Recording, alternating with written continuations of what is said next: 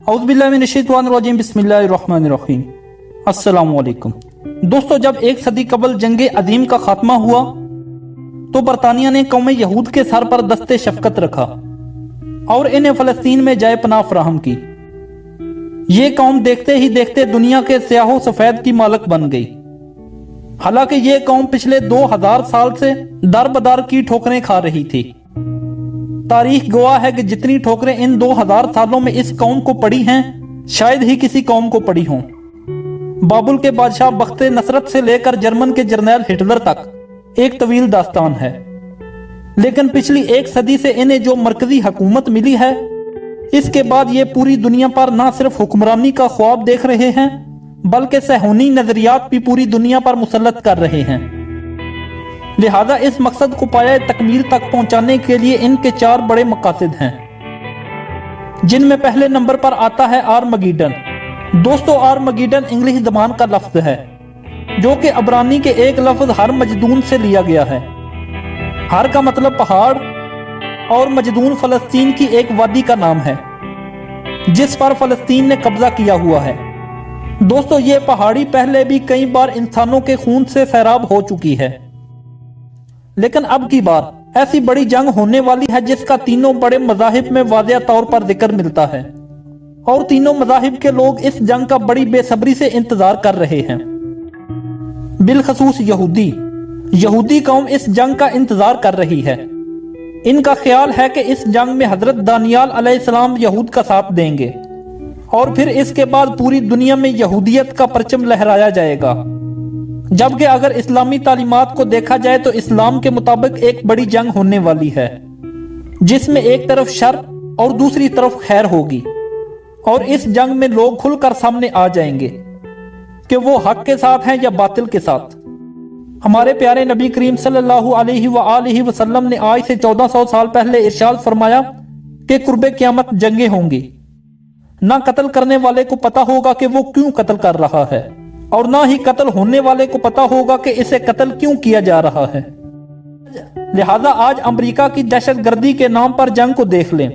یہ حدیث انہی جنگوں پر صادق آتی ہے، اور موجودہ حالات کو دیکھ کر یہ اندازہ لگایا جا سکتا ہے کہ جنگیں ہر مجدون حالات کے لیے سازگار بن رہی ہیں۔ دوستو، اسی طرح یہودیوں کا دوسرا بڑا مقصد گریٹر اسرائیل کا قیام ہے۔ یہودی عقیدے کے مطابق آخری جنگ عظیم میں انہیں فتح نصیب ہوگی اور گریٹر اسرائیل کا قیام عمل میں لایا جائے گا، اور پھر ان کا مسیحا دجال پوری دنیا میں حاکم ہوگا۔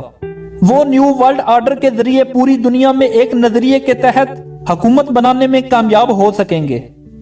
دوستو، ان کے تیسرے مقصد کے مطابق مسجد اقصی اور گنبد صغری کو گرانا اور اس جگہ پر تھرڈ ٹیمپل کی تعمیر کرنا ہے۔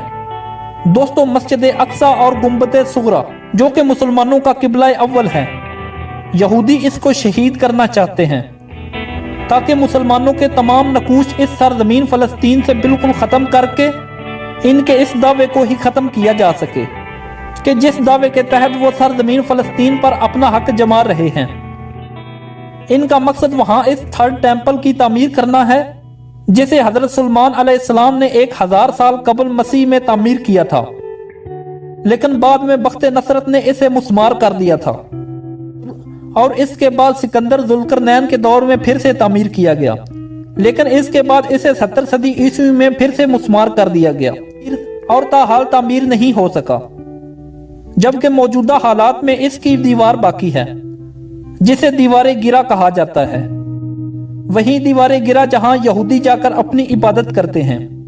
لیکن یہودی اب چاہتے ہیں کہ جلد از جلد مسجد اقصی کو شہید کر کے اس جگہ تھرڈ ٹیمپل یعنی ہیکل سلیمانی کی تعمیر کی جا سکے، اور تھرڈ ٹیمپل کے ساتھ ٹیمپل کا لفظ اس لیے استعمال کیا جاتا ہے کیونکہ یہی ٹیمپل پہلے بھی 2 دفعہ تعمیر ہو چکا ہے، اور اب اس کی تیسری دفعہ تعمیر کی کوشش کی جا رہی ہے۔ دوستو، ان کا آخری اور چوتھا بڑا مقصد تخت داؤدی کو واپس لانا ہے۔